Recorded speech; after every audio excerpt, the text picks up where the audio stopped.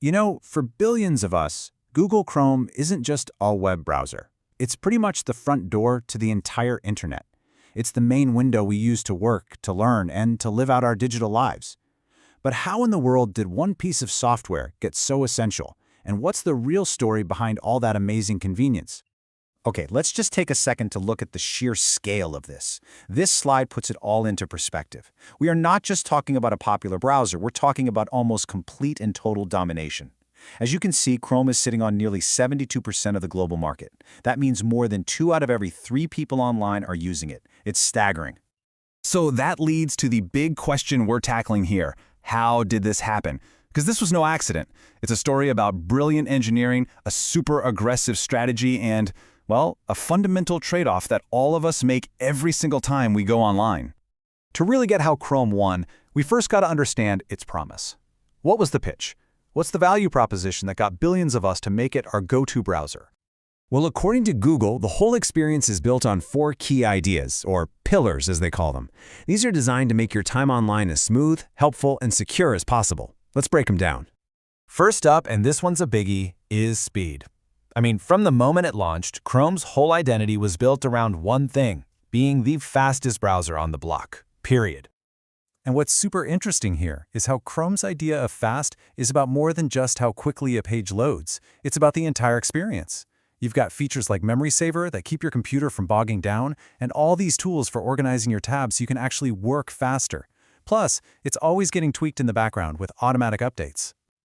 All right, next up, and this is huge, is the integration of artificial intelligence. Chrome is not just a passive window to the web anymore, it's actively trying to be your assistant. So the key takeaway here is just how much the browser is evolving. Now you can use Gemini to help you write something or understand a complicated article. You can use the search bar to get answers to complex questions without even clicking a link. It's all about getting you information and helping you get things done faster. Look, all that speed and AI smarts, it doesn't mean a thing if the browser isn't safe. And that's the third pillar, security. Google has packed a whole suite of safety tools right into Chrome itself. And this is where you really see Google's playbook. They take all this complicated security stuff and make it super simple for the rest of us. The password manager, it just handles all your tough passwords so you don't have to.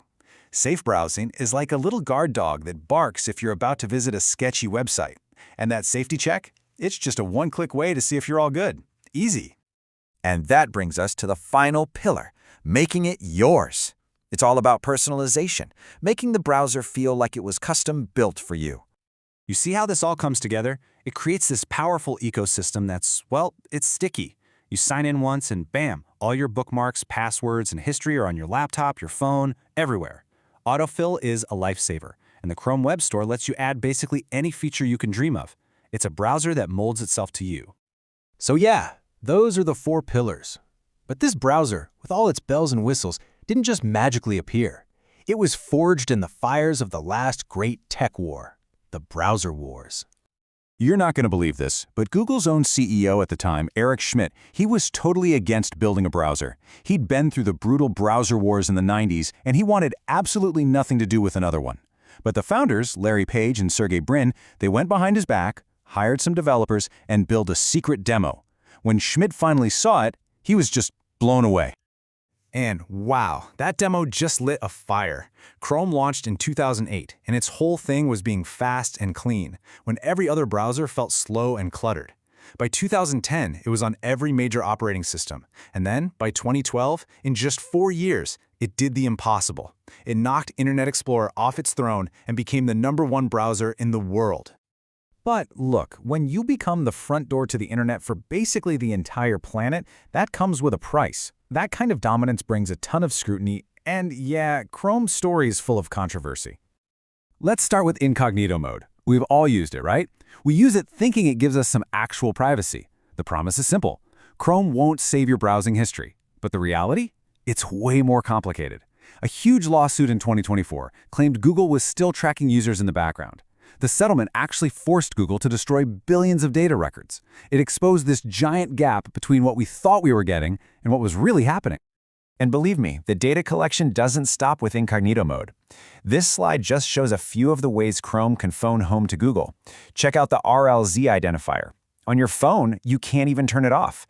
It tells Google where you downloaded the browser from. In other words, it helps them track their own marketing campaigns, and they're using your data to do it. Then you got this whole controversy around something called Manifest v3.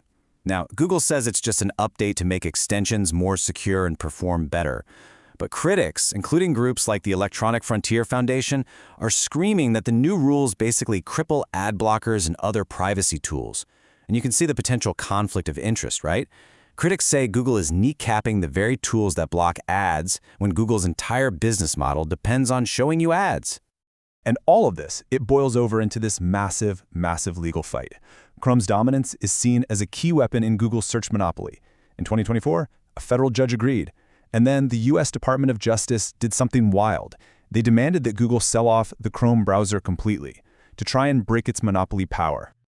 Okay, so we've seen the promise, we've seen the price. What's the bottom line here? What should we take away from the wild story of Google Chrome? When you boil it all down, the story of Chrome is really about a huge trade-off. We get this unbelievably convenient, fast, and smart browser, but in exchange, we help create a more centralized internet, one that's largely controlled by a single company. And we have to accept the potential privacy costs that come along with it. And that really leaves us with one final question to chew on. Is a web that's super convenient worth a web that's super centralized?